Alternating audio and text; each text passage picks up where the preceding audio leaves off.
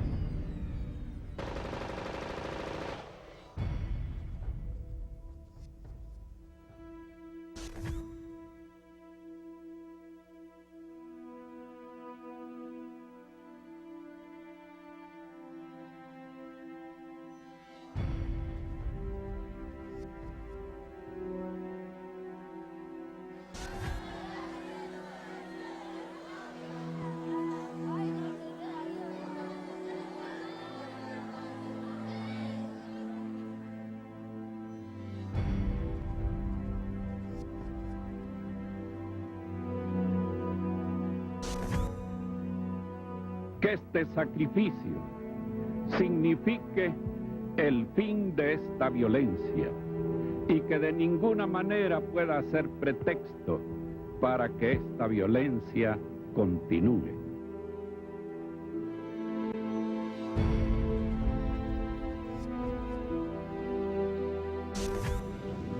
Y ante el tipo de relaciones que se han venido desarrollando con la Unión Soviética.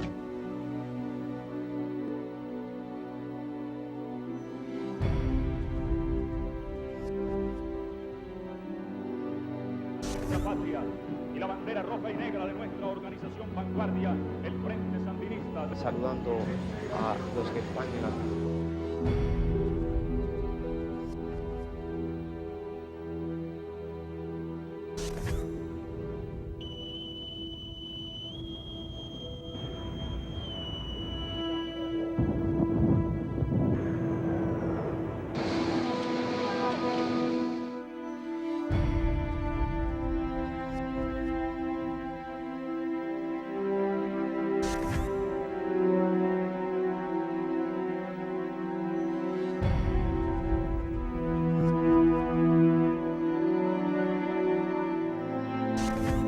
Este movimiento es imparable. Como con los frijoles que se comió en la mañana. ¡Duro! ¡Jálelo!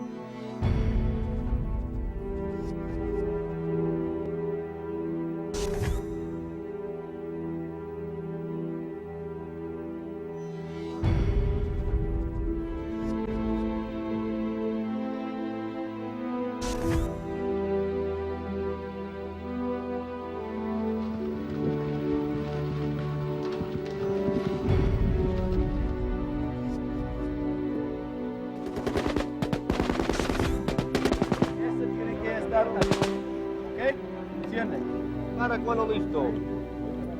¿Qué entrenamiento dan a los costarricenses? ¿Cómo pelear? Disparar y moverse. Como ya dije, lo mismo que hace un soldado norteamericano.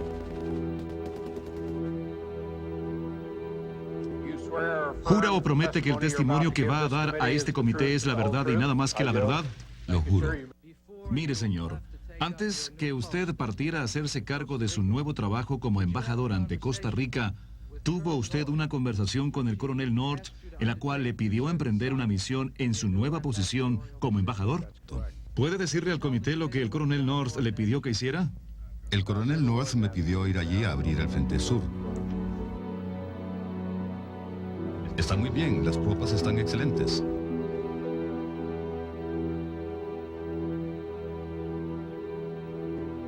La década que estábamos viviendo en aquel momento, los 80s, eran la Edad Media para los centroamericanos. Fue la década que vio salir entre 2 y 3 millones de centroamericanos por falta de libertad. Fueron a tocar las puertas de países hermanos y aquí a Costa Rica llegaron por lo menos 250,000 centroamericanos. Hacia fines de 1985, las elecciones presidenciales de Costa Rica estaban en pleno desarrollo. El doctor Óscar Arias Sánchez, quien representa al Partido Liberación Nacional, hace de la lucha por la paz el centro de su campaña. Hermano, no te dejes engañar. Su campaña entra en el corazón de los costarricenses y estos lo eligen por un amplio margen presidente de la República. El día que asume la presidencia de la República, se realiza en San José una reunión de 9 presidentes latinoamericanos, quienes dan total respaldo a un hombre que se apresta a discrepar de la política que la Casa Blanca impulsa en Centroamérica. Óscar Arias le comunica de inmediato al gobierno de los Estados Unidos que no permitirá la creación de un Frente Sur para la contra nicaragüense y que no aceptará tampoco la utilización del territorio costarricense para ninguna operación de apoyo a guerras que puedan involucrar a su país. Sin embargo, continúan utilizándose facilidades instaladas en territorio de Costa Rica para apoyar a la contra nicaragüense. En la tercera semana de su gobierno, el presidente Arias viaja a Guatemala a la reunión de Esquipulas I, convocada por el presidente Vinicio Cerezo.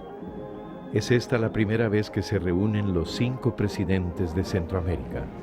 Al asistir a esta reunión, Costa Rica rompe con la política exterior que la limitaba a formar parte de un bloque con Honduras y El Salvador. Al regreso de Esquipulas I, el presidente Arias encuentra nuevas y fuertes presiones de la administración Reagan, que pretende seguir adelante con su política de utilizar tierra costarricense para apoyar acciones militares de la contra nicaragüense. Envían para presionar al presidente Arias al general Galvin, entonces jefe de las fuerzas del Comando Sur de los Estados Unidos de América, así como el jefe de la CIA, William Casey. El primer mandatario se niega a recibirlo. El teniente coronel Oliver North, quien estaba a cargo de la operación que buscaba financiación secreta para la contra, ordena que se le impida al presidente Arias ir a Washington y que se cancele toda la ayuda de Estados Unidos hacia Costa Rica. Arias se mantiene firme ante la creciente presión estadounidense y se lamenta de la actitud de poderosos órganos de la prensa costarricense que alientan castigos económicos para Costa Rica si no cede ante los Estados Unidos. Arias trabajaba desde hacía meses en una propuesta de paz para la solución de los conflictos centroamericanos. Consultaba sus ideas continuamente con políticos y personalidades de todo el mundo. Se encontraba cada vez más seguro de sus ideas y de la forma en que quería actuar. En febrero de 1987, como respuesta a la invitación del presidente Arias, se reúnen en San José los presidentes de Guatemala, Honduras y El Salvador. Pocos días antes de la reunión envía a estos presidentes, por medio de su ministro de la presidencia, Rodrigo Arias, y de su asesor John Bill, los originales de su propuesta que llama Una Hora para la Paz. La paz reclama su hora. Los jefes de Estado aquí reunidos solicitan al gobierno de Costa Rica que transmita el presente documento al gobierno de Nicaragua e invite al presidente Daniel Ortega Saavedra a concurrir a la reunión de Esquipulas. La reunión de San José es un notable éxito diplomático y su resultado sorprende por igual a Washington y a Managua. El presidente Arias, convencido de que necesita apoyo para que el plan de paz tenga éxito, busca respaldo en la comunidad internacional y viaja a Europa a explicar su propuesta de paz para los países de Centroamérica. En rápida sucesión, visita a los líderes de la Comunidad Económica Europea, Portugal, Inglaterra, Bélgica, Alemania, Francia, Italia, el Vaticano y España. De regreso a su país, el presidente Arias visita al presidente Cerezo y quedan confirmadas las innumerables presiones que ejerce el gobierno de los Estados Unidos para cambiar o detener la reunión de Esquipulas II, convocada para el 25 y 26 de junio de 1987. Todo parecía terminado. Oscar Arias utiliza el pretexto de una invitación a Indianápolis para concertar por canales informales una reunión con el vicepresidente Bush para pedirle que se le permita a los centroamericanos una oportunidad para discutir una solución diplomática. Cuando en Washington se sabe de esta reunión, los hombres de línea dura logran que el presidente Reagan pida ver al presidente Arias para presionarlo personalmente. Se produce una tensa reunión entre los dos mandatarios en la que Reagan reitera su compromiso con la vía armada para Centroamérica y pide que la propuesta de paz de Costa Rica se cambie. Solicita que no se invite al gobierno de Nicaragua y que se incluya a la contra.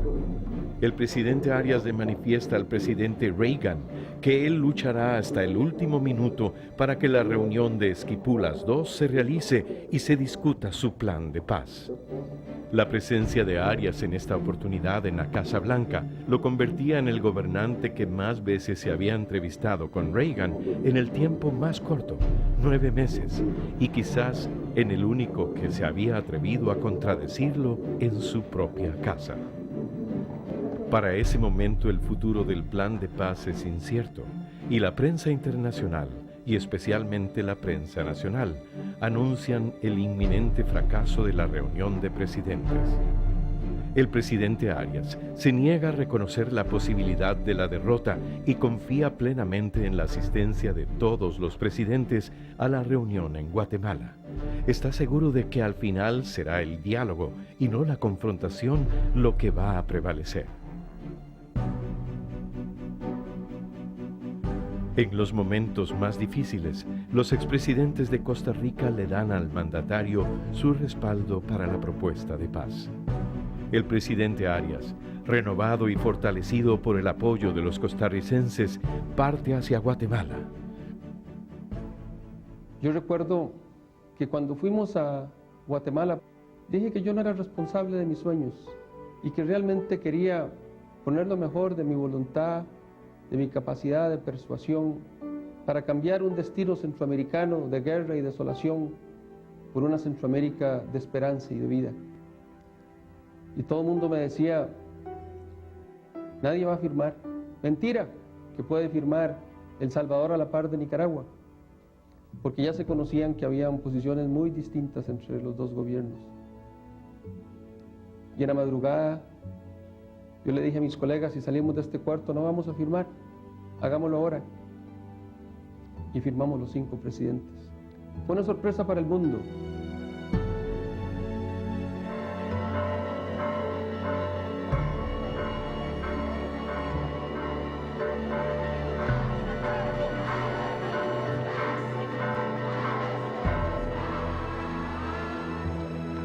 El sonar de las campanas de paz y alegría en Centroamérica recorre el mundo en pocas horas. Una gran esperanza nace allí, donde muchos esperaban la guerra.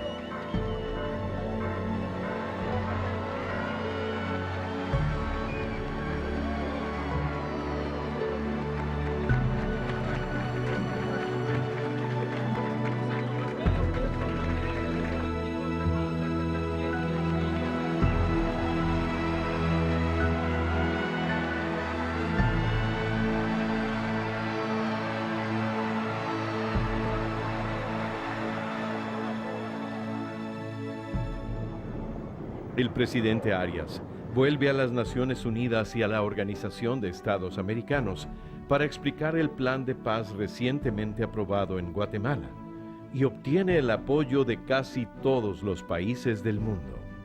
Se dirige también al Congreso de los Estados Unidos, convirtiéndose en el primer presidente costarricense en ser invitado a dar un discurso ante los senadores y congresistas de ese país, a quienes les pide una oportunidad para la paz en Centroamérica. Se entrevista nuevamente con el presidente Reagan y se dirige a la juventud norteamericana en varias universidades. Recibe también otra gran distinción para Costa Rica, el Premio de la Paz Martin Luther King Jr. La lucha tan limpia y cristalina que por la paz de Centroamérica encabeza el presidente de Costa Rica llama la atención del mundo entero. Los principales periódicos, televisoras y estaciones de radio destacan con simpatía los éxitos de esta gesta tan desigual, en que el pequeño país armado con la razón cambia el curso de la historia que querían marcar los poderosos con la fuerza de las armas. Este reconocimiento se hace universal cuando el Comité para el Premio Nobel de la Paz decide otorgar el galardón de 1987 a Óscar Arias Sánchez. To receive this Nobel Prize on the 10th of December. Recibir este premio Nobel el 10 de diciembre es para mí una maravillosa coincidencia. Mi hijo Óscar Felipe, aquí presente, cumple hoy 8 años. Le digo a él, y por su intermedio a todos los niños de mi país, que nunca deberemos recurrir a la violencia, que nunca deberemos apoyar las soluciones militares para los problemas de Centroamérica. Por la nueva generación debemos comprender, hoy más que nunca, que la paz solo puede alcanzarse por medio de sus propios instrumentos: el diálogo y el entendimiento, la tolerancia y el perdón, la libertad y la democracia. Tolerance and forgiveness, freedom and democracy. El presidente anuncia que entregará los $350,000 del galardón para crear una fundación que deberá servir a los más humildes. Nace así la Fundación Arias para la Paz y el Progreso Humano. Como muestra de que el camino escogido por el presidente Óscar Arias, de silenciar las armas en Centroamérica por medio de la negociación, es el correcto, el mundo entero le concede innumerables honores. Recibe, entre otros, el Premio Príncipe de Asturias de Cooperación Iberoamericana, el Premio Humanitario Albert Schweitzer y la Medalla de la Libertad de Filadelfia, así como innumerables doctorados honorarios de distintas universidades del mundo. La elección de George Bush como presidente de los Estados Unidos permite un acuerdo bipartidista en ese país, por medio del cual se suspende la ayuda militar a la contra, y ello alienta nuevas esperanzas de paz para la región centroamericana. El presidente Arias pide también a Mikhail Gorbachev que cese el envío de armas soviéticas al área, y hace igual petición a Fidel Castro para que se una a un mundo de soluciones pacíficas. Ese presidente Arias me persuadió y que quedé convencido de los grandes esfuerzos que ha hecho por la paz en Centroamérica. Y me llevé además una impresión que tiene cierto sentido, ¿no? Que se ganó el premio de la paz que le dieron. Se lo ganó, no es que le dieron, porque uno no sabe los premios cuando lo dan, pero digo, se ganó el premio Nobel. Cuando tenían que venir las elecciones, dijeron, bueno, mentira que Nicaragua va a hacer elecciones. Y las hizo. Y cuando venían las elecciones dijeron, mentira que esas elecciones van a ser libres y honestas. Y lo fueron. Las más libres y las más honestas en toda la historia nicaragüense. Y cuando triunfó la oposición, todos aquellos que me han criticado durante estos 4 años dijeron, mentira que va a entregar el poder por Ortega. Y yo voy a ir, y el público costarricense y el mundo entero va a contemplar cómo el 25 de abril todos vamos a presenciar cómo Daniel Ortega le traslada la banda a Violeta Chamorro.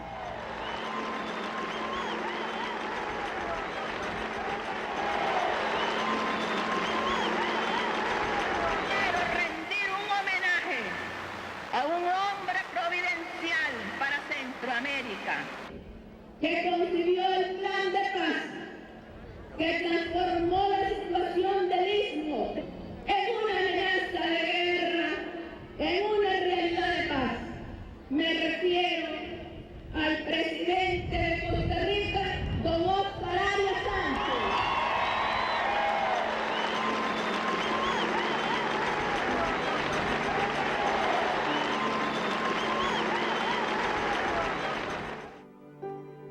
presidente Arias he vivido enamorada, agradecida, no sé ni cómo porque soy madre de 3 hijos. Y usted sabe, quitarnos esta dictadura para nosotros es lo más bello del mundo porque nos sentimos libres y yo como madre seguimos agradeciéndole hasta el día de morir aquí en Nicaragua. Eso es una de las cosas más mejores que tiene ahorita el mundo, podemos decir, porque es un individuo que le está hablando a todas las Américas que el arma debe desaparecerse y que con eso no se vive ni se come. Lo primero que decidimos fue quememos las armas que entrega la contra las Naciones Unidas. Yo insistí en ese punto para convertir ese hecho en un símbolo ante los ojos del mundo, de cómo esta región, que para muchos era una región incivilizada, se torna ahora en la región más civilizada y es capaz de enseñarle al mundo entero pueblos que están dispuestos a demostrar con el ejemplo que las armas no sirven, para que nunca más tengamos que escoger entre rifles o pan. Líderes espirituales visitan al presidente Óscar Arias para manifestarle su apoyo.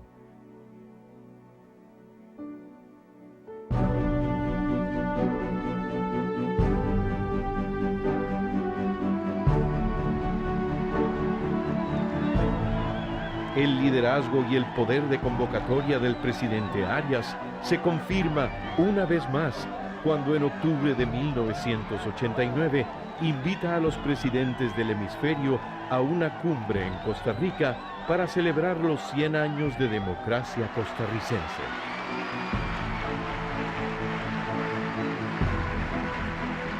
La más cálida e intransferible expresión de lo que es una democracia. Porque esto no se puede comprar, esto solo nace espontáneamente en la sonrisa de la gente o no puede existir. Yo quiero felicitar de todo corazón al señor presidente de la República por esta felicísima iniciativa que representa para mí el acontecimiento en el orden político más importante de toda nuestra historia. Caminará de aquí en adelante América sin miedo a la libertad.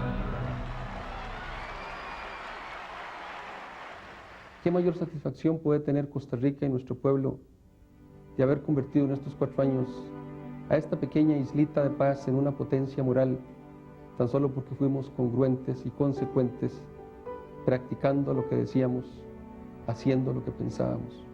Por eso yo me siento muy feliz, por eso me siento muy orgulloso de ser costarricense y de ser centroamericano, porque le hemos demostrado al mundo que cuando se tiene esa fuerza moral, es muy difícil ser derrotado. Estamos, de alguna manera, pregonando moralidad cuando actuamos así. Y eso es lo que Costa Rica ha hecho en estos 4 años. Pregonar moralidad al resto del mundo.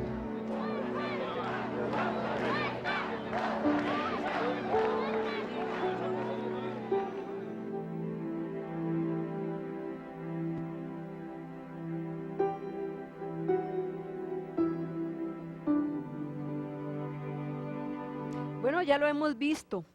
Recordemos, corría el año 1986, quizás el periodo más convulso de la historia en Centroamérica. En 1979 caía Somoza y ascendía al poder el Frente Sandinista, una situación que generaba fricción política en la región. En Centroamérica, la guerra civil cobraba miles de vidas y en El Salvador se enfrentaban las fuerzas civiles con el Frente Farabundo Martí. Centroamérica estaba en guerra y las vidas y la sangre, el dolor de nuestros hermanos cubría de dolor y de sufrimiento la región. En 1987, el presidente Óscar Arias diseñó un plan de paz destinado a poner fin a esta crisis regional. Se llamó Esquipulas II, pues tenía antecedentes en reuniones previas lideradas por el también presidente Vinicio Cerezo. El 7 de agosto, hoy hace 25 años, un cuarto de siglo, todos los presidentes centroamericanos firmaron los acuerdos de Esquipulas, algo difícil de imaginar y más aún de lograr. Enormes esfuerzos, largas conversaciones con líderes tan difíciles y radicales como Ronald Reagan y Daniel Ortega, estaban detrás de ese pacto que muchos calificaron como impensable. El Acuerdo de Esquipulas II definió las medidas para promover la reconciliación nacional, el fin de las hostilidades, la democratización, las elecciones libres, el término de toda asistencia para las fuerzas militares irregulares, negociaciones sobre el control de armas y la asistencia a los refugiados. También sentó las bases para los procedimientos de verificación internacionales y proveyó con agenda para su implementación. Bueno, se dice fácil, pero esto no fue difícil, no fue nada fácil, más bien fue difícil de lograr. Pero para ahondar sobre este asunto, vamos a tener aquí un debate, una mesa redonda con 4 expertos sobre el tema a quienes quisiera presentar en estos momentos. Nos acompaña Constantino Urcullo, profesor universitario, miembro del Centro de Investigación y Adiestramiento CIAPA, con un doctorado en Sociología y Política de la Universidad de la Sorbona. Está con nosotros también Arturo Cruz, miembro de la Junta de Gobierno de Reconstrucción Nacional de Nicaragua en los años 1980 y 1981 y presidente del Banco Central de Nicaragua en 1979. Está también en esta mesa David Díaz, historiador, director de estudios de posgrado en la Universidad de Costa Rica desde 1979 hasta la fecha y autor de diversos libros y publicaciones. También nos acompaña José Meléndez, 35 años como periodista y corresponsal en Centroamérica. A todos ustedes les doy las gracias por acompañarnos. Realmente esto es una mesa de lujo y pues quisiera que cada uno hiciera una pequeña reflexión acerca del tema que nos hace reunirnos hoy. Muchísimas gracias entonces por estar con nosotros, don Constantino. Muchas gracias por la invitación, doña Evelyn, y mi reflexión es muy breve. Mire, creo que es una iniciativa muy buena de parte de ustedes hacer pues el recuerdo de una época histórica importante y de acciones políticas todavía más importantes que en esa oportunidad tomó el presidente Arias. Yo debo confesar que yo era de los escépticos. Nunca pensé que el plan de paz fuese a dar resultados. Me equivoqué de pe a pa, como se dice, porque el presidente Arias en esa oportunidad manejó de una manera diestra tanto la circunstancia interna de Costa Rica como la política doméstica de los Estados Unidos, donde supo encontrar aliados para ese plan de paz. Fue valiente al oponerse a la administración Reagan, que amenazaba con todo su poder en esa oportunidad, y amplió el espacio diplomático de Costa Rica en Europa con la visita que hemos visto en el documental, y creo que eso es un logro histórico innegable.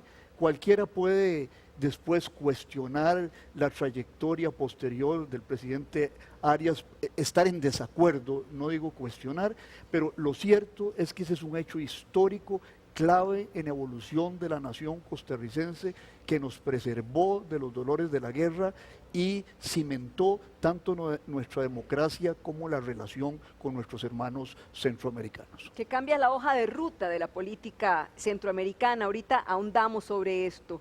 Una breve reflexión, don Arturo. Bueno, doña Evelyn, muchas gracias por la invitación, pero antes que todo debo hacer una pequeña aclaración. Describió a mi padre, cosa que me pasa todo el tiempo, o sea que ya estoy acostumbrado. Yo soy el hijo de esa persona que fue miembro de la Junta de Gobierno, presidente del Banco Central. Yo soy un académico del INCAE, ¿verdad?, donde tengo ya muchos años de desempeñarme en el cargo. Y además de eso, tuve un paréntesis como embajador de Nicaragua en Washington recientemente. Ahora, reacción breve. A ver. Disculpe usted entonces. No, por favor, sí, para mí es un gran orgullo, ¿verdad? No hay cosa que más me guste ser hijo de mi padre, ¿no?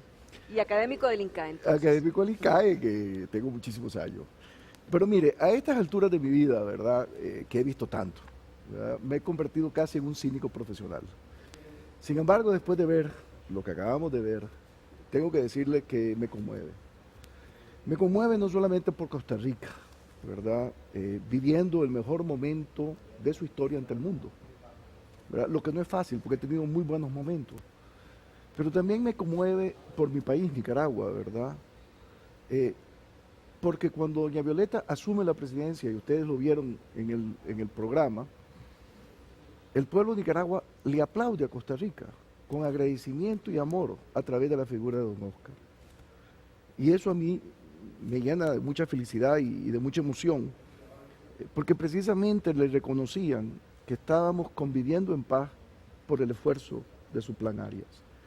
Y me conmueven no solamente las palabras del Señor, ¿verdad?, que fueron muy sencillas pero muy elocuentes, pero también me conmovió muchísimo, y le digo pues que aquí está el cínico profesional tratando de manejar sus emociones, cuando la señora dice: mis 3 hijos van a poder vivir en Nicaragua, no se van a tener que ir a la diáspora, al exilio terrible, precisamente porque este señor Arias, el costarricense, ¿verdad?, con el cual un país que hemos tenido muchas dificultades a lo largo de nuestra historia, le reconoce, sin embargo, que sus hijos van a vivir en paz por la iniciativa del presidente Arias. Eso me conmovió muchísimo. Muy bien, don David. Muchas gracias, doña Evelyn, por la invitación. Es muy grato compartir con personas tan interesantes. A mí me parece, como lo señaló don Constantino, que es fundamental recuperar una reflexión sobre la década de 1980, no solamente porque es un punto top de la política exterior costarricense, sino fundamentalmente porque a pesar de que se escribió muchísimo sobre la región en ese momento in situ, venían periodistas de todo el mundo, académicos de todas partes, escribían libros sobre Centroamérica. Una vez que se acabó la guerra, desapareció una reflexión sobre ese momento. Y esto ha tenido ciertas consecuencias sobre las mismas interpretaciones que se producen sobre las décadas de los 80. Fundamentalmente quedó la visión testimonial del proceso y me parece central desarrollar una reflexión un tanto, si se quiere, más académica, justamente por esto, porque es posible después de 25 años visualizar mejor, a pesar de que los protagonistas, como decía don Arturo, lo tenían claro, visualizar mejor el impacto que tuvo el plan Arias sobre la pacificación de una región que no fue que entró en una guerra civil de hoy para mañana.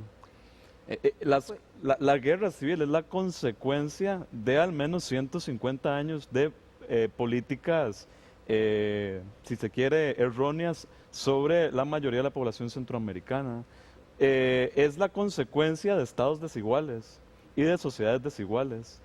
En cierta medida, lo que ocurría en los 80s, diría yo más bien en gran medida, es la consecuencia de los liberalismos abortados del siglo XIX.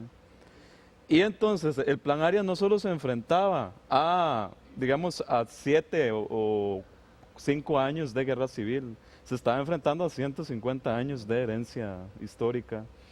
Y me parece por eso central desarrollar una reflexión al respecto, porque involucra visualizar las raíces del conflicto y a su vez darle nivelación al impacto de este plan, que me parece también en el caso costarricense, yo tengo la impresión de que la sociedad costarricense tiene una mala relación con su pasado, olvida muy pronto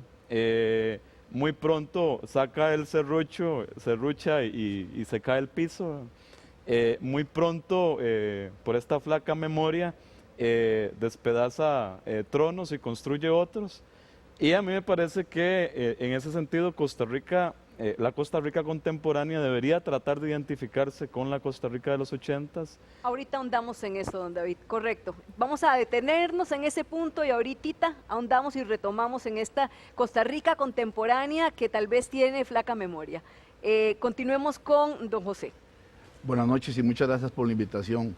Para decirlo en términos periodísticos, la crónica de la paz en Centroamérica pasa por los escaños de la Catedral Metropolitana en donde el presidente Arias, ya como presidente electo, se compromete a convertir a Costa Rica en un agente activo de la paz, después de haber sido un protagonista cómplice, el gobierno de Luis Alberto Monge, un protagonista cómplice de la militarización que le impuso el gobierno de los Estados Unidos, de Ronald Reagan, con la complicidad también de amplios sectores y los más influyentes sectores de la prensa costarricense que callaron, que fueron también, insisto en la palabra cómplice, de una falsa neutralidad, de una política que nos llevaba a que murieran muchos niños costarricenses y muchos jóvenes costarricenses.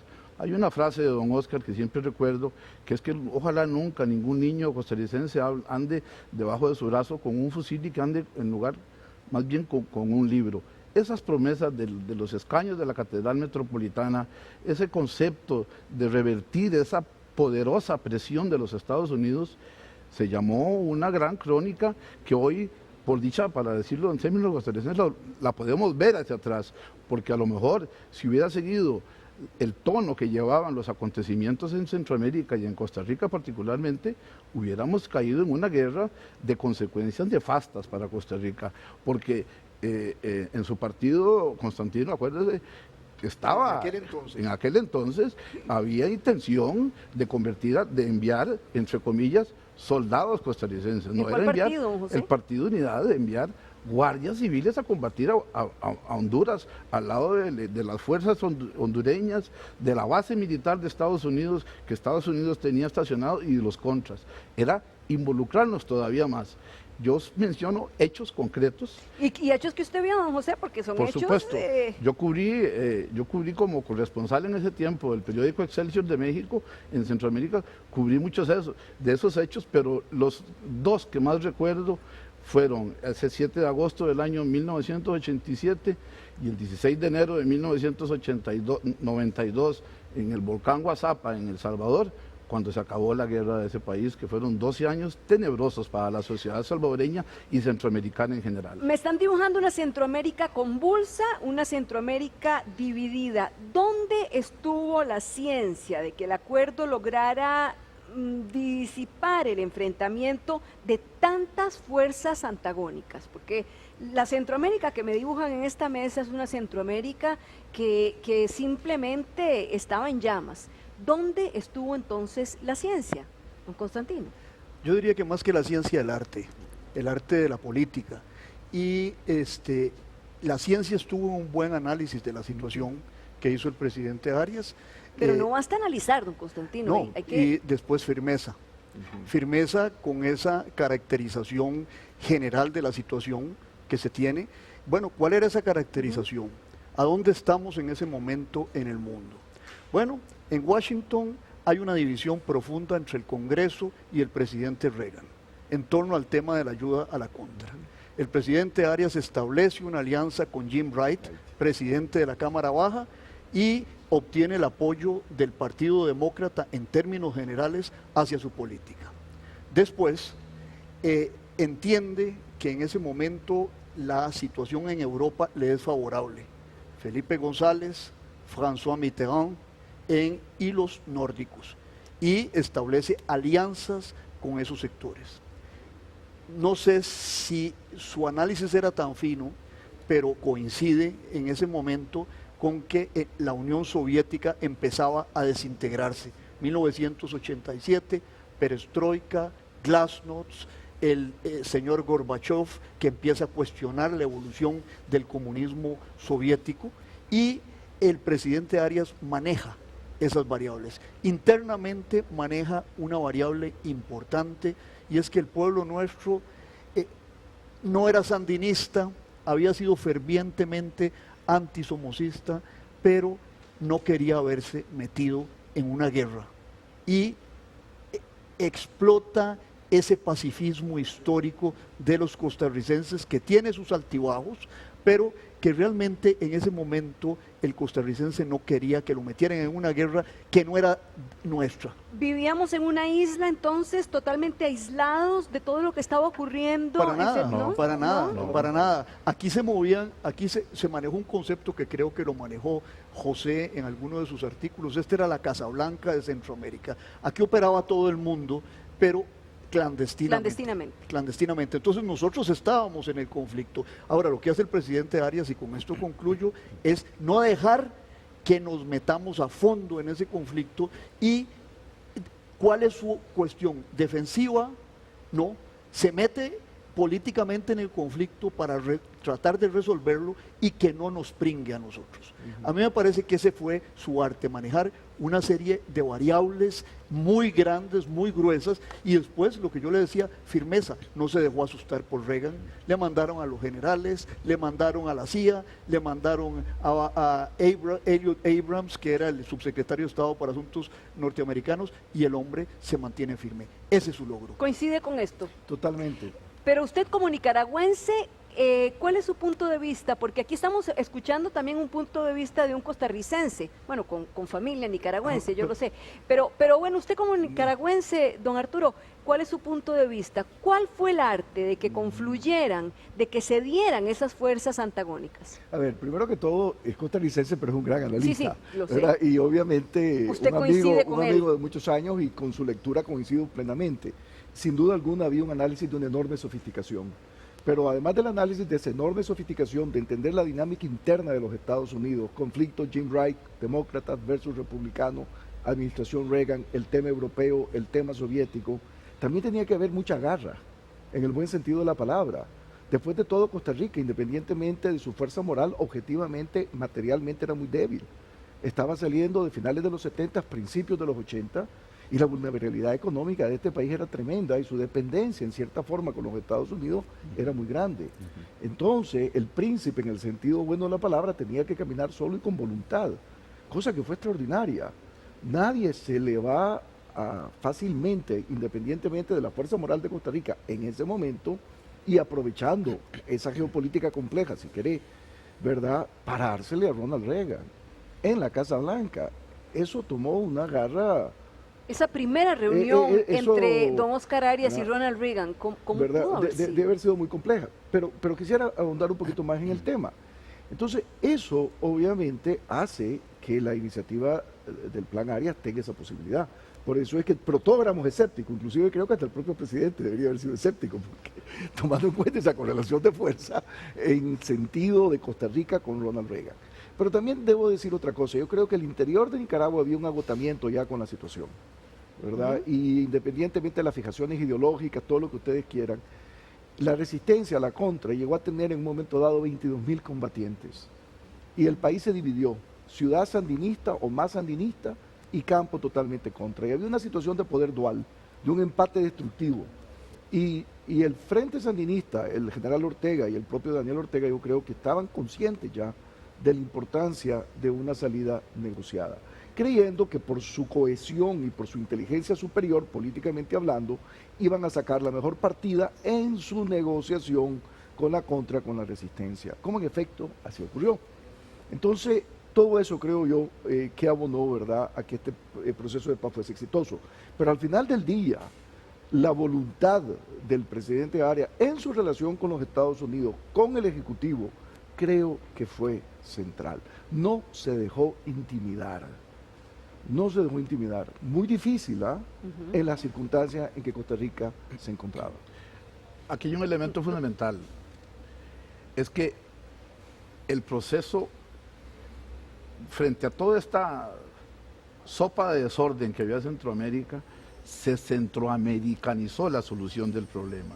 Los centroamericanos rescataron y tomaron en sus manos la posibilidad de encontrar, y se encontró la solución del problema, mientras aquí metían las manos los soviéticos, los cubanos, los norteamericanos, los israelíes. Habían armas hasta de la OLP circulando en los movimientos irregulares de Centroamérica, en la contra o en la guerrilla salvadoreña, porque venían del Líbano, y los grandes traficantes de armas tenían aquí un bazar enorme para hacer sus negocios. Entonces Centroamérica retomó en sus manos y dijo, no, esto es una solución centroamericana, y el hecho de centroamericanizar la solución es lo que abrió las puertas a una negociación muy difícil y muy complicada porque hubo muchos problemas. Hubo la ofensiva de la guerrilla en El Salvador en el año 89, que estuvieron a 300 metros de la casa particular del presidente Alfredo Cristiani. Eso fue una cosa donde mataron a los jesuitas salvadoreños, murieron muchas personas, una cosa, la aviación salvadoreña bombardeó la Universidad de San Salvador. Vimos atrocidades. Arturo lo conoce mejor, vimos atrocidades con las armas soviéticas, los helicópteros soviéticos en Nicaragua, bombardeando poblaciones y con entre comillas, daños colaterales, o sea, civiles muriendo injustamente en una situación. Entonces, la centroamericanización de la solución fue una gran clave de este ajedrez que jugó don Oscar. Claro, pero la misma Centroamérica estaba fragmentada también, don José. ¿Qué dice usted, don David? Por supuesto. Bueno, era un escenario sumamente complejo. Por eso a mí realmente me cuesta entender cómo podía ¿Cuál fue el arte? tanto ¿Cuál fue la política ciencia? exterior de Costa Rica como la misma visión del presidente Arias en ese momento para resolver este nudo gordiano tan, bueno, que ya los compañeros han señalado. Son diferentes actores, tanto actores internos, la guerrilla, además de la guerrilla, grupos paramilitares, además de estos grupos organizados, los estados. Además de esto, la sociedad civil, que también tenía sus opiniones, la prensa, que jugó un papel importante. El plan Arias en mucha medida se desarrolló en contra de los deseos de la prensa, especialmente la prensa costarricense, que en muchas ocasiones lo atacó el plan. ¿Por qué? Y ¿Por qué? Bueno, ya lo han señalado mis tres compañeros, enfrentar a Reagan no era un asunto sencillo. Esa relación entre Goliat y David puede ser una comparación que sirva, pero hay otra metáfora que ha utilizado un historiador estadounidense para describir la relación entre Costa Rica y Estados Unidos y habla del águila y el gorrión. Digamos, estas relaciones son relaciones históricas, ¿verdad? Costa Rica ha tenido cierto margen de maniobra con los Estados Unidos, que se parece al margen que maneja un gorrión luchando con un águila.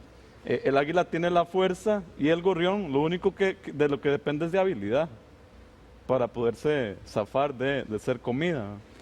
Esta a mí me parece que es una lectura muy sofisticada de la política internacional, lo que ocurre en los 80s. Porque, como decía don Constantino, ¿quién apostaba por el plan de paz? Y uno lee la prensa de ese momento. Es más, hay una bonita crónica hecha por Guido Fernández, que era el embajador de Costa Rica en Washington en ese momento. Y Guido Fernández dice que cuando él llega a Costa Rica a inicios de 1987, el único que creía en la posibilidad de un plan de paz era el presidente Arias, nadie más.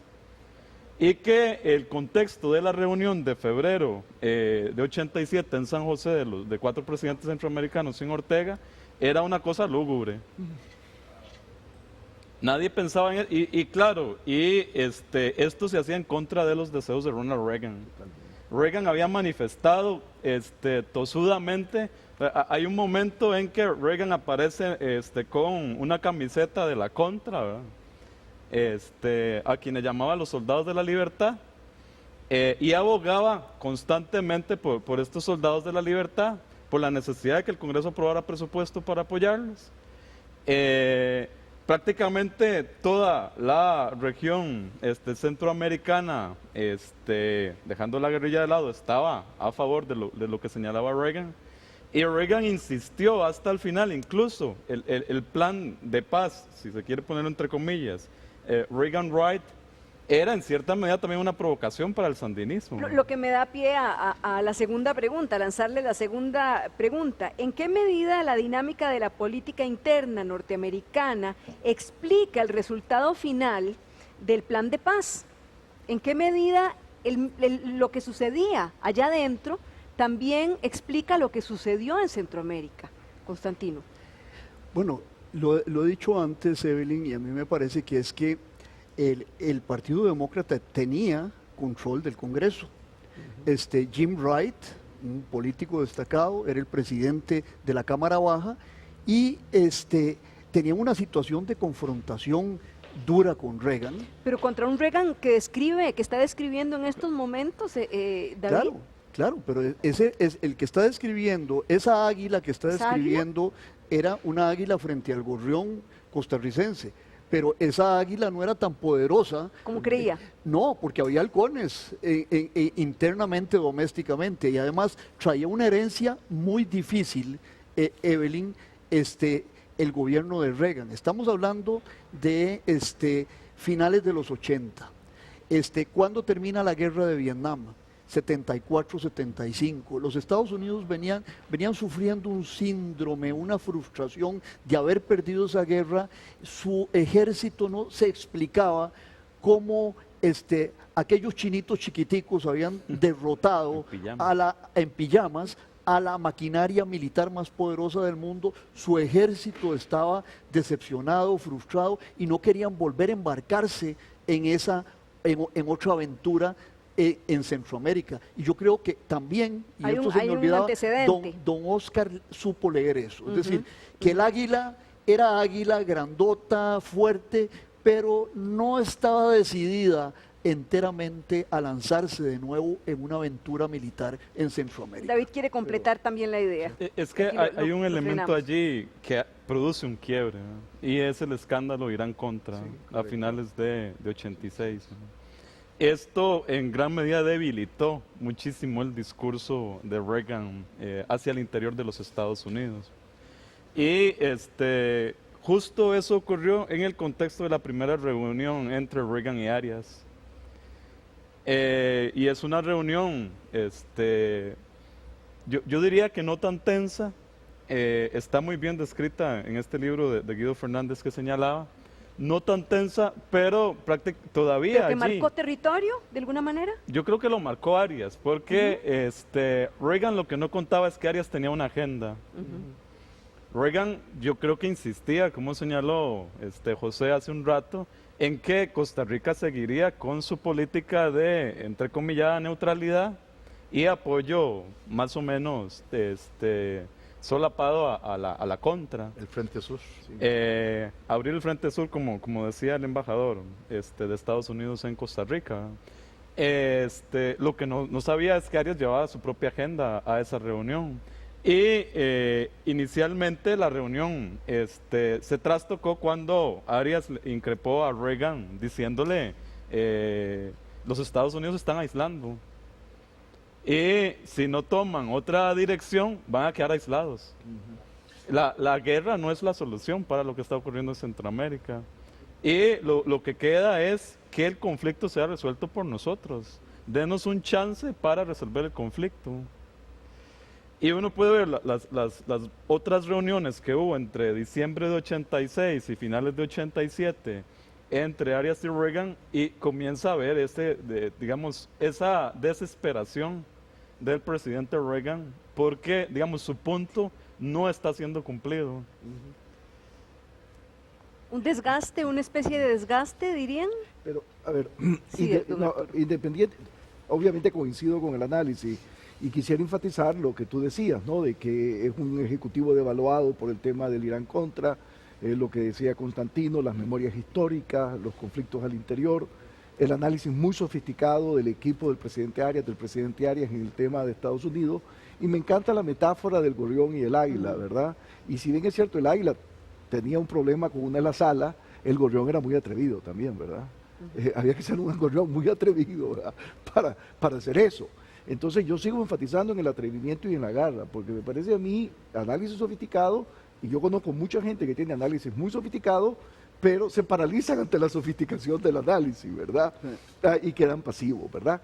Y quiero hacer una observación, porque yo creo que el presidente Reagan, en el mejor de sus intenciones, obviamente tenía una fijación con el tema nicaragüense, que trasciende Reagan, en el sentido de que históricamente la CIA había buscado desesperadamente tener una fuerza paramilitar propia, paralela a lo que el Pentágono podía hacer. E históricamente fue un fracaso, nunca lo lograron hacer, hasta que en Nicaragua, aunque pareciese mentira, se sorprende la CIA cuando de repente hay un levantamiento rural extraordinario. Y aquello que era un instrumento de contención en un primer momento para negociar sobre El Salvador, se vuelve un ejército relativamente masivo en el sentido de lo que es una guerrilla, y entonces empiezan a soñar y dicen, no es suficiente con contener, vamos a lo que en inglés se llama rollback, lo que ahora Bush llamó regime change, cambio de régimen. Y por eso es que es tan difícil la iniciativa del presidente Arias, porque hay un convencimiento que en Nicaragua, entre comillas, pueden ganar, que no hay necesidad de negociar. Y ahí verdaderamente creo yo que está esa molestia tremenda con este costarricense atrevido, entre comillas, que viene aún con el águila debilitada a arrebatarle la gran victoria de poder cambiar el régimen de raíz. Y por eso insisto que había bastante garra, bastante atrevimiento de parte, además del análisis sofisticado del Gorrión. Sí. Además hay un punto que tal vez no hemos mencionado, que era lo que don Óscar en algún momento determinado llamó el tutelaje del grupo de contadora, criado en febrero del 83 y que dio México, Colombia, Venezuela y Panamá, generó el acta contadora que se llegó y se estableció, y que era un documento enorme de 207 páginas que todavía estarían negociando punto por punto, porque era una cosa eterna para las calendas griegas, como decía don Óscar. Entonces era una cosa inmanejable, era realmente inmanejable. El acta contadora era un documento muy pesado, no solo pesado físicamente, sino pesado porque involucraba demasiados elementos militares, en fin, era una cuestión muy sofisticada, quizás muy bien intencionado, pero que era muy poco manejable, y de esas 200 y resto, 300 páginas se convirtió en 4 o 5 páginas muy precisas, muy puntuales, que le volvieron a dar a Centroamérica frente al tutelaje de América Latina, porque acordemos que estaba el grupo Contadora, que eran esos 4 países, y después se creó el grupo de apoyo a Contadora, Brasil, Argentina, Uruguay y Perú. Era más sopa, más agua en la sopa, entonces era más complicado, y don Óscar en su discurso de toma de posesión el 8 de mayo de 1986 dice: sí, el grito de Contadora es el grito libertario de Bolívar, pero los centroamericanos reclamamos para nosotros un momento. Bueno, se llamó una hora para la paz, es el momento de la paz, que tan momento fue que 25 años después estamos hablando de esos momentos. 25 años después de Esquipulas, ¿qué piensan ustedes que ha cambiado en la vida política de la región? Ya han pasado 25 años, muchos dicen como un soplo. Otros dirán, son 25 años, es un cuarto de siglo. ¿Qué ha cambiado? Porque fue un momento histórico, Centroamérica estaba, ya la describimos, pero bueno, ¿qué ha cambiado en nuestra región, Constantino? Mire, hay paz. Hay paz, eso está claro. Salvamos y salvó el presidente Arias y el presidente Cerezo y sus colegas miles de vidas, porque si hubiera continuado el conflicto, habrían muerto muchísimos más centroamericanos. Eso es un logro de dimensiones históricas. Ahora, no ha cambiado algo que es muy importante y a lo cual hacía alusión el doctor Díaz, cuando hablaba de los liberalismos abortados. Es que realmente en Centroamérica, en términos generales, la democracia nunca nació. Es decir, lo que hicimos fue pacificarnos, inaugurar algunos procesos de democracia electoral, pero las condiciones de injusticia, de opresión social, de desigualdad, siguen existiendo. Y además se ha ajustado un nuevo fenómeno que es la violencia derivada del narcotráfico, donde nosotros seguimos poniendo los muertos para una guerra que tiene otros objetivos que no son inmediatamente los nuestros. Entonces, a Centroamérica lo que no cambió fue esa situación de los liberalismos abortados. ¿A qué alude el doctor Díaz con eso? De que en Centroamérica realmente la democracia no nació, que hay dictadura, opresión. Iniciamos el siglo XX con dictaduras unánimes, dictaduras monstruosas, la satrapía de los Somozas en Nicaragua, las dictaduras en El Salvador, en Guatemala, con una guerra civil que empieza antes de la década de los 80, empieza desde el 54. Entonces, sí cambió algo en la esfera política, hubo atisbos de democracia, pero bueno, hemos recibido una señal de alerta en el 2009 con el golpe de Estado en Honduras. Quiere decir de que las democracias electorales no evolucionaron hacia democracias más profundas y que la injusticia social sigue siendo una constante en la región, doña Evelyn. ¿Qué opina, don David? Bueno, yo creo, como don Constantino, que la herencia del pasado es muy fuerte en las sociedades centroamericanas. ¿Y no hemos podido erradicar esa herencia? Lamentablemente no. Lamentablemente se han seguido arrastrando a pesar de los intentos, y uno siempre puede creer que los intentos siempre han sido, siempre han ido con buenas intenciones. A pesar de los intentos, lamentablemente las sociedades centroamericanas siguen siendo parte de las sociedades más desiguales del mundo. Y estas herencias del pasado tienden, como lo ha señalado Constantino, citando el caso de Honduras, tienden a aparecer nuevamente. O sea, tenemos una relación bastante difícil los centroamericanos con nuestra propia historia, que esta historia tiende a volver y a decir, aquí está. O sea, los fantasmas que hoy enfrentamos, el otro día estaba leyendo un artículo que publicó José Cecilio del Valle en noviembre de 1821. Y es un artículo muy interesante porque se imagina el futuro de Centroamérica, aunque él no le dice Centroamérica, le dice Guatemala porque está acostumbrado al vocabulario colonial. Guatemala es el reino. La capitanía. La capitanía general. Sí, en general. Y él imagina el futuro de Centroamérica. Y bueno, yo tomaba eso y lo comparaba con cualquier discurso de 15 de septiembre del año pasado, y es la misma relación. Lo que planteaba Valle en 1821 está presente en 2012. Esto realmente señala que efectivamente entre el sueño liberal de la independencia y los sueños de democracia, tanto de los 80s como 25 años después, sigue existiendo un bache gigante que se llama siglo XIX. Y la mayoría de dictaduras en América Central, los autoritarismos, la presencia constante del caudillo, es una figura que no se ha erradicado en la historia centroamericana hasta hoy. La presencia del caudillo. Del caudillo, este es un término muy latinoamericano. Sí, claro que sí. Que tiene que ver con un hombre fuerte que toma las riendas del poder o se enfrenta al poder. Pero es fascinante que estemos hablando de caudillos, ¿no? Sí. Y sobre todo de José Cecilio del Valle, porque hablando de análisis sofisticado, era un hombre de unas luces espectaculares, pero se quedaba aterrorizado ante todo y era muy pasivo, y por eso es que era el hombre más renuente a la independencia. Es decir, quería quedarse dentro del esquema, porque él sabía que después venía un relajo impresionante. Pero es cierto lo que tú dices, ¿no? Porque en cierta manera la historia del siglo XIX de la América Española es la historia de la colonia sin el rey. Y por eso el caos y la anarquía. Y el caudillo es el remedio del rey, cuya autoridad no tiene la legitimidad de la tradición. Y por eso es que el caudillo dura hasta que dura por su efectividad. Y uno de los países que más ha caído en esa situación es el mío, aunque tuvo paréntesis de excepción notables.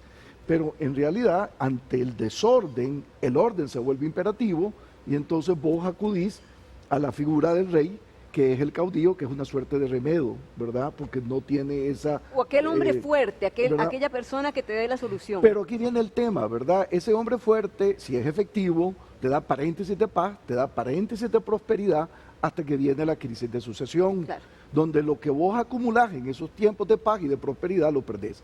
Por eso es que también yo creo que los acuerdos de paz trajeron algo que es muy importante. Independientemente de sus múltiples deficiencias, introdujeron el tema electoral. Y yo sé que nos hemos quedado como democracias electorales y no hemos avanzado más. Pero ya el mero hecho de tener democracia electoral, permítanme, es bastante. Porque al menos en teoría vas a cambiar de gobierno sin matarte. Y para los costarricenses tal vez ese no es un gran logro, ¿verdad? Pero para el resto es un logro notable. Entonces, obviamente, lo que tú decías me pareció genial, en el sentido de que el Esquipula II, el acuerdo de paz, tiene una maravillosa fuerza, que es su sencillez, su brevedad. ¿verdad? Porque si es un catálogo de Sears no sirve para nada, ¿verdad?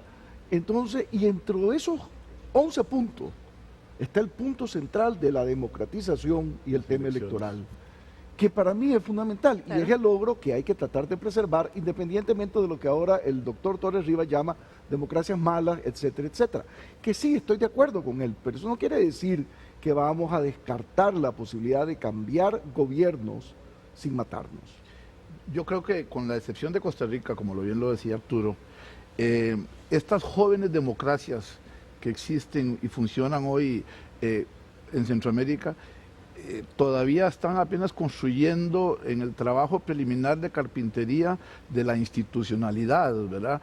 Lo vemos lo que ocurre en Nicaragua con el poder electoral, con algunos elementos del poder judicial, está ocurriendo en El Salvador en estos días con el problema también de la Corte Suprema de Justicia, lo vemos en Guatemala con la impunidad, lo vimos en Honduras, como mencionaba Constantino, con el golpe del año 2009. En fin, esta frágil institucionalidad todavía tiene que caminar mucho para que el edificio tenga los cimientos firmes.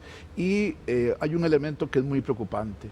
Si bien es cierto, en los años 80 la violencia centroamericana de carácter político-militar estaba concentrada en Centroamérica, hoy tenemos un factor preocupante, que es una violencia que se desparrama desde México por la penetración del crimen organizado y en particular del narcotráfico, que está generando quizás no tantas muertes como en aquellos años, pero que sí está provocando un gravísimo problema de inseguridad regional.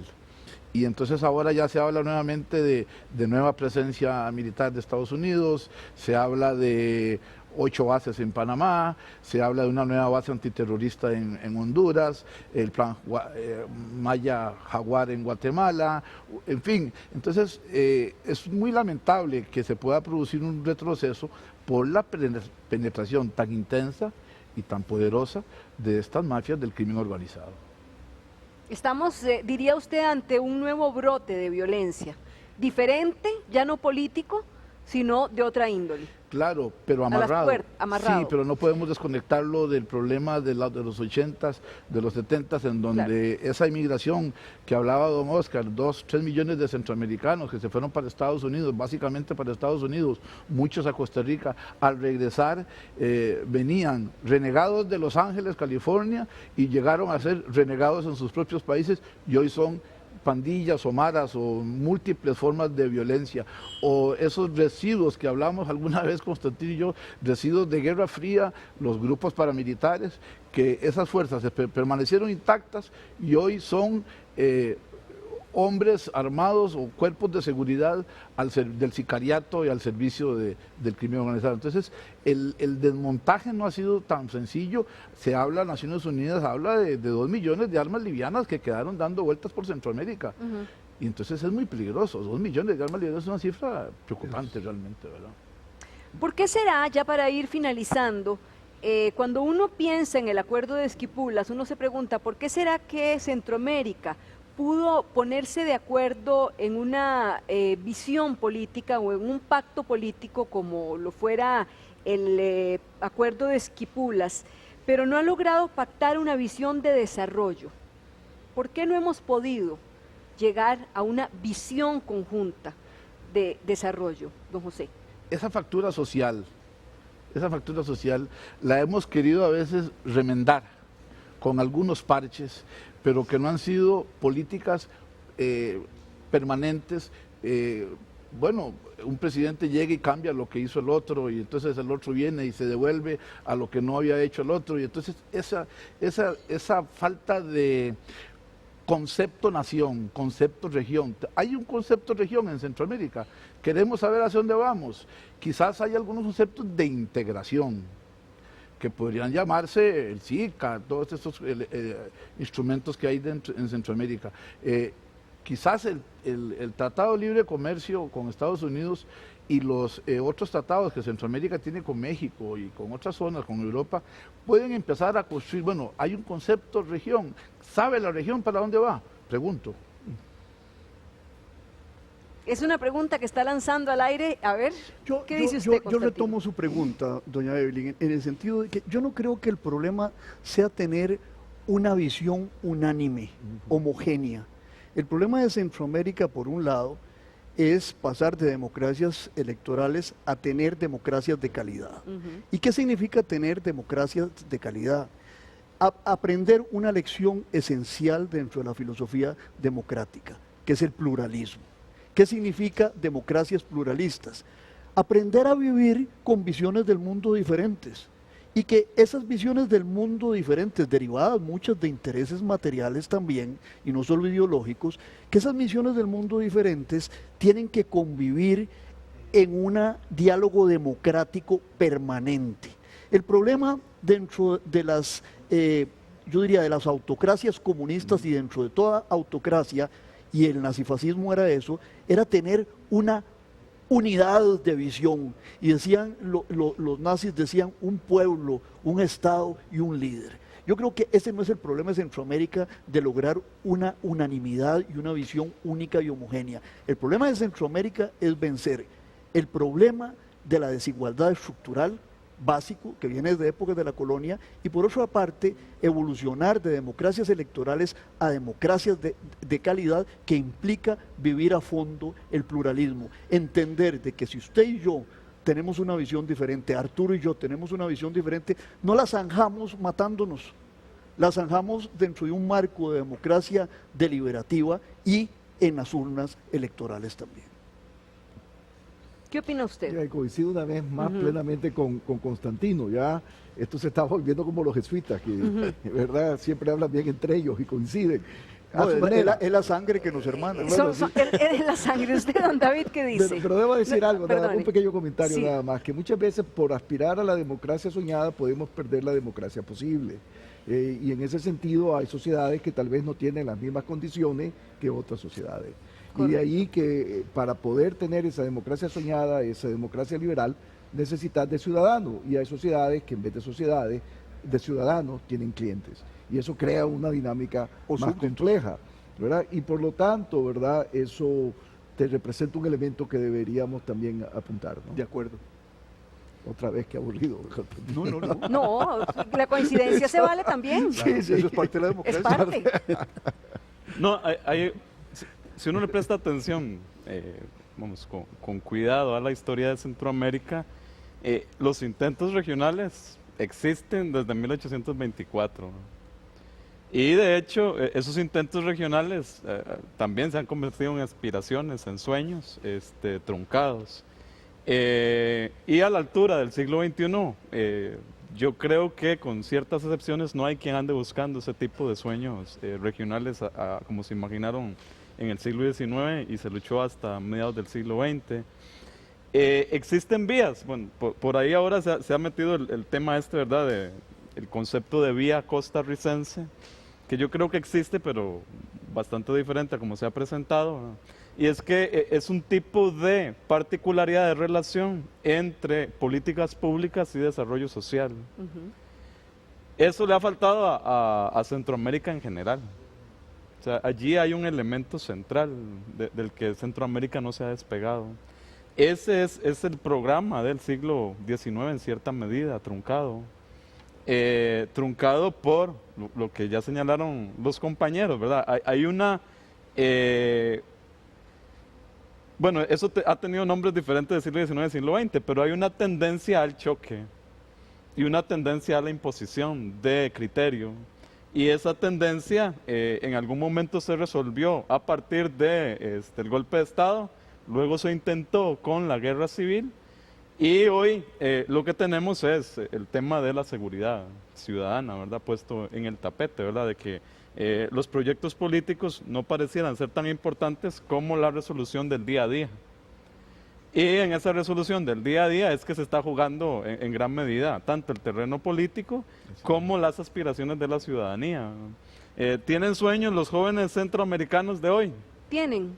Seguramente, ¿verdad? Pero esos sueños no están estrictamente vinculados con un proyecto de país, no están estrictamente vinculados con un proyecto de democracia, ni están estrictamente vinculados con un proyecto de desarrollo social equitativo. sea, si algo hemos copiado mal es este discurso de globalización de consumo. Y en esa copia, digamos, mal hecha, los jóvenes centroamericanos cada vez más piensan que ser desarrollados significa consumir. Y entonces allí ya no interesa la democracia. Digamos, es un elemento central, que ya don Constantino lo citó, es un elemento central del nazifascismo, ¿verdad? Esto, resolver el día a día con la cuchara en la boca. Y obviamente un programa país involucra, es una visión mucho más amplia. Y esa misión mucho más amplia yo creo que sería como la discusión central que debería existir ahorita. En cierta medida se produjo en el contexto de discusión sobre CAFTA, ¿verdad? Si existían o no existían posibilidades diferentes de desarrollo, pero yo creo que ha quedado un poco al margen por la insistencia en que el ciudadano, el que vota, tiene que resolver sus problemas cotidianos, ¿verdad? Y yo creo que eso ocurre ahí, así en Nicaragua, creo que eso ocurre así en Guatemala, yo creo que ocurre así en Honduras y también en Costa Rica. Yo creo que Centroamérica tiene que volver a soñar, a propósito de sueños. En 1986 a 1996, hombre, se acabaron 3 guerras, Nicaragua, El Salvador y Guatemala, porque Centroamérica se atrevió a soñar en 1986. ¿Por qué no soñar, por ejemplo, una tarea que quedó pendiente de todo este proceso de paz, el desmantelamiento de los ejércitos de Centroamérica? Abolir los ejércitos de Centroamérica. Nos atreveríamos a tomar una decisión que hoy la podemos ver lejanísima, que quizás don Oscar la consiguió y que no pudo avanzar porque se le acabó el tiempo, porque una cosa es lo pasible y otra cosa es la realidad, otra cosa es lo factible. Pero si se soñó y en 10 años se soñó y se acabaron con 3 guerras, ¿por qué no soñar con algo, avanzar hacia? Porque hoy es lamentable ver a ejércitos de Centroamérica comprando aviones supersónicos que cuestan no sé cuántos billones de dólares y todavía no sé para qué, ¿verdad? Yo estoy de acuerdo con José, es decir, uno siempre tiene que imaginar algo diferente a lo dado. Si por eso entendemos soñar, yo estoy de acuerdo. Sin embargo, hay un autor que a mí siempre me ha ilustrado mucho sobre el sentido de los sueños en la vida política, y es un autor que Arturo y yo leímos con fruición en nuestros años de juventud, y se llama Vladimir Ilich Ulyanov Lenin.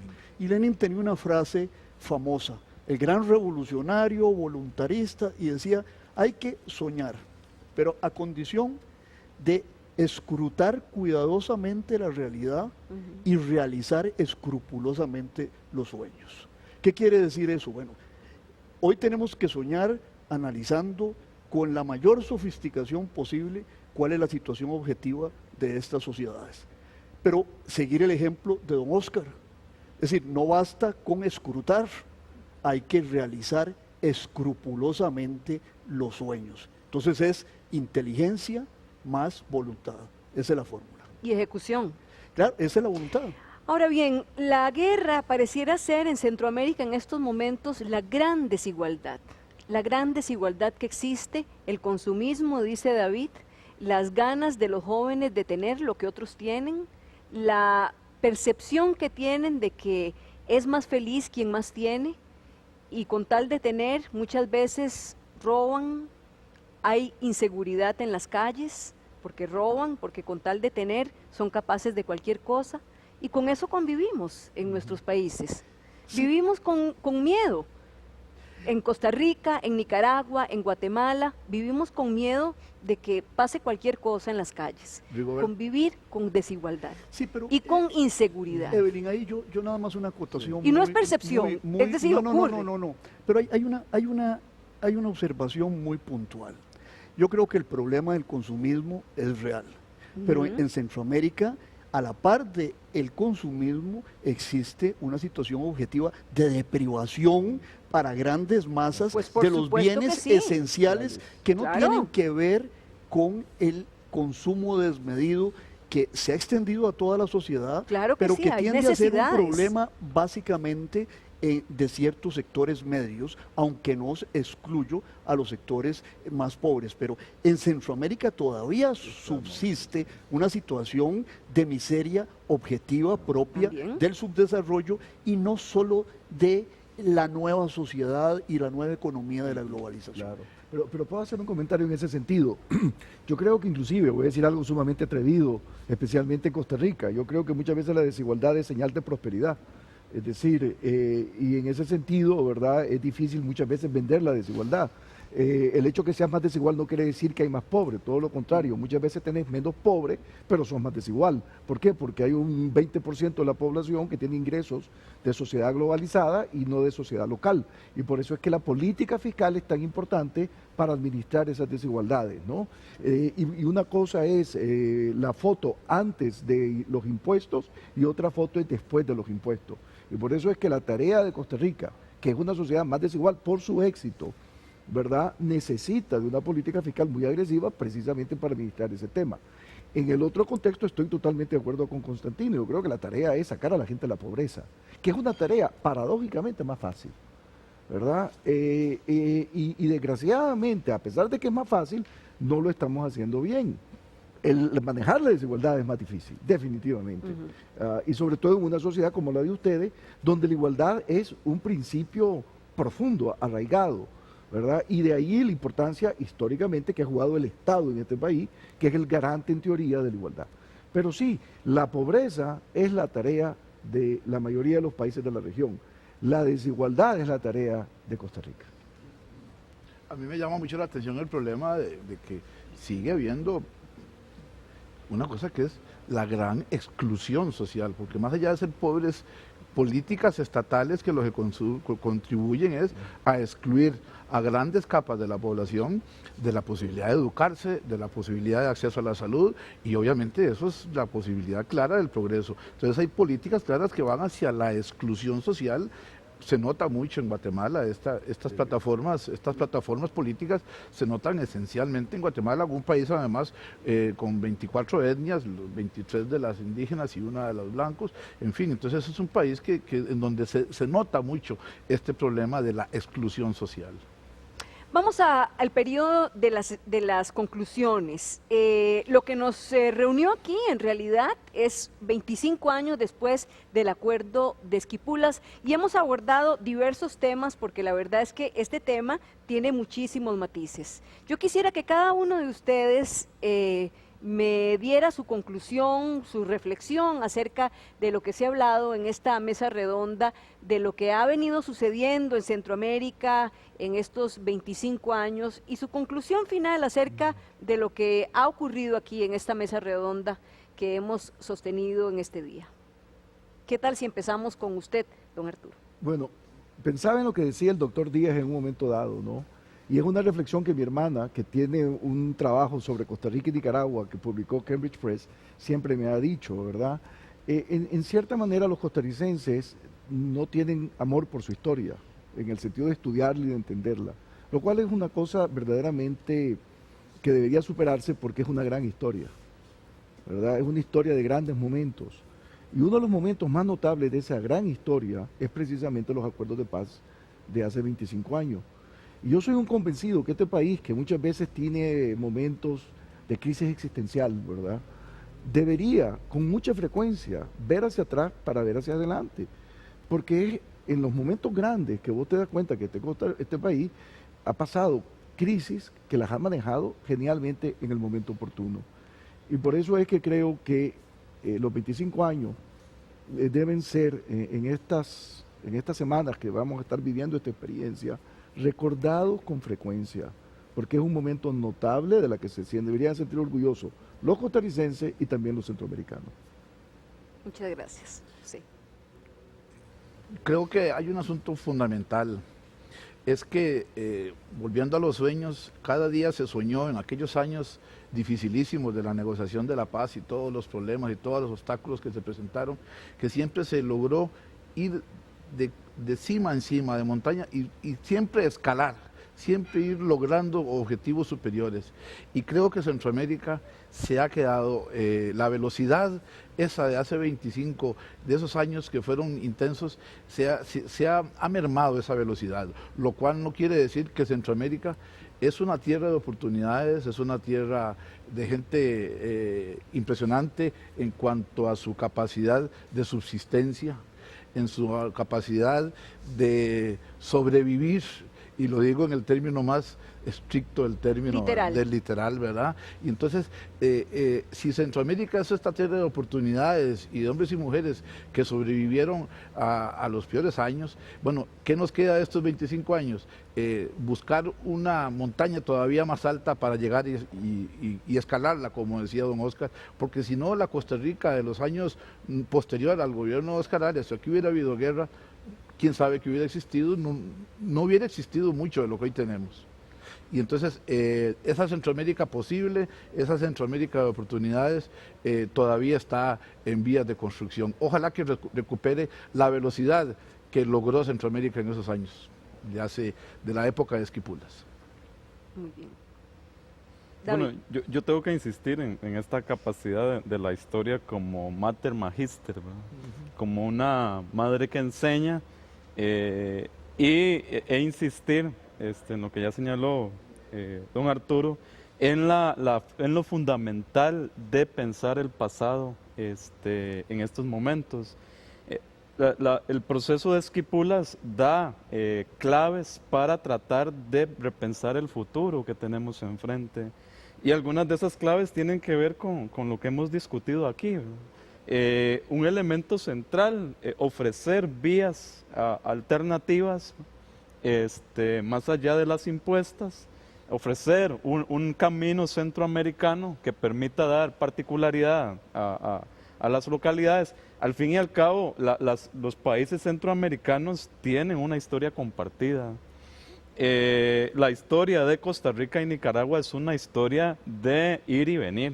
Uno no puede entender a Costa Rica, ni su formación estatal, ni su construcción nacional sin entender a Nicaragua. Ambas son repúblicas cuyo desarrollo está marcado por sus relaciones, más allá de la existencia de fronteras, por sus relaciones. Y a mí me parece que es fundamental tratar de encontrar esas enseñanzas que deja el proceso de Esquipulas II, la capacidad de liderazgo, la capacidad de pensar hacia adelante, y que bueno, 25 años, aunque en tango no sean nada, en términos históricos sí son, ¿verdad? Es una o dos generaciones, ¿verdad?, que tienen frente a sí la necesidad de rescatar la herencia que están obteniendo de este proceso, ¿verdad? Y a partir de esa herencia, más allá de los obstáculos, levantar otros proyectos. Constantino. Bueno, yo creo que el plan de paz nos dejó dos cosas grandes. Paz nos salvó de la guerra. Y luego democracias electorales imperfectas. Ahora, ¿qué toca por hacer ahora? Creo que lo que resta es una agenda de lo que yo llamo perfeccionar esas democracias electorales hacia democracias de calidad, lo cual implica perfeccionar los regímenes políticos internamente en el sentido de crear estados de derecho eficaces, eficientes, buenas, nuevas y buenas relaciones entre los poderes del Estado, construcción de ciudadanía, unos ciudadanos conscientes de sus derechos y sus deberes, partícipes en el proceso político. Y finalmente yo creo que nos queda el tema de la exclusión social que José enunciaba en sus dos vertientes, pobreza por un lado y desigualdad, y el tema de la educación. En la sociedad del conocimiento en el que nosotros vivimos, solo vamos a subsistir en el mundo con aumentos significativos en la productividad. Y la productividad, ¿a dónde se ubica hoy? Aquí, en el espacio entre los dos ojos, en el cerebro. Y tenemos que invertir en educación, y en educación para la ciudadanía y educación para la productividad. Yo creo que esos son los grandes retos, y ojalá en el camino nos encontremos líderes que tengan la visión que tuvo Oscar Arias hace 25 años para analizar la realidad escrupulosamente y realizar esos sueños con gran determinación. Bueno, educación es un tema que nos quedó pendiente, ¿verdad? También, educación es quizás la clave, una de las claves más importantes en nuestra región. No sé si alguno de ustedes quiere aclarar algo o agregar algo. ¿Lo vio usted apuntando, don Arturo? Sí, que fue una reunión extraordinaria, que gocé enormemente de estar con todos mis colegas acá y con usted, y que verdad quedo encantado de volver a repetir. Muchísimas gracias, de verdad que agradezco a los 4 asistentes a esta mesa redonda, también a nuestros televidentes por habernos acompañado esta noche. Muy buenas noches y muchísimas gracias por su compañía.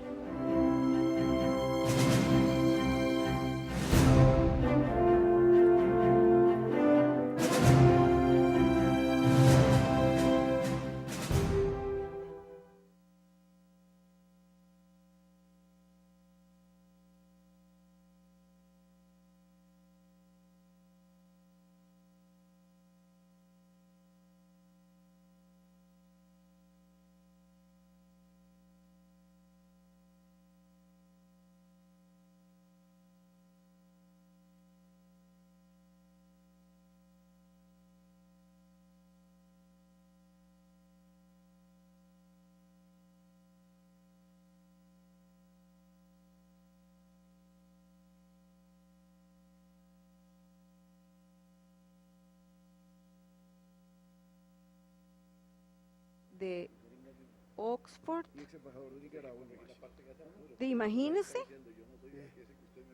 Embajador de Nicaragua en Washington.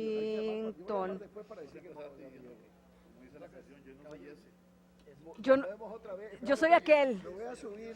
Arturo Cruz, profesor del INCAE con un doctorado en la Universidad de Oxford y ex embajador de Nicaragua en Washington. Ok.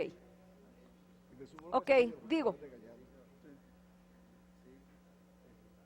Ok, entonces me avisan. Me avisan. Yo lo leo, ¿verdad? Nada más. Le doy el cue, Evelyn. 5, 4, 3, 2. Arturo Cruz, profesor del INCAE con un doctorado en la Universidad. Viendo la cámara, caballero.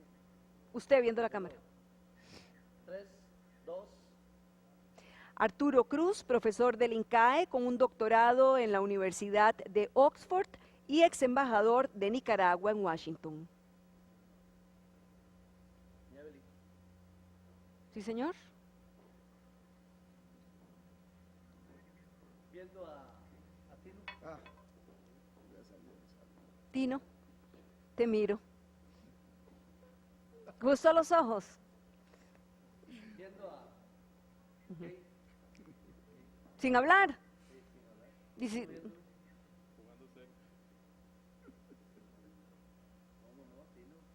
Uh-huh.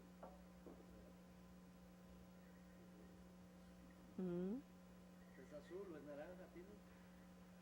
Estamos, gracias. Qué ojos tiene Evelyn, ¿verdad? Sí. Ah, qué bárbaro. Pero yo te vi emocionadísimo. No, estaba preocupado.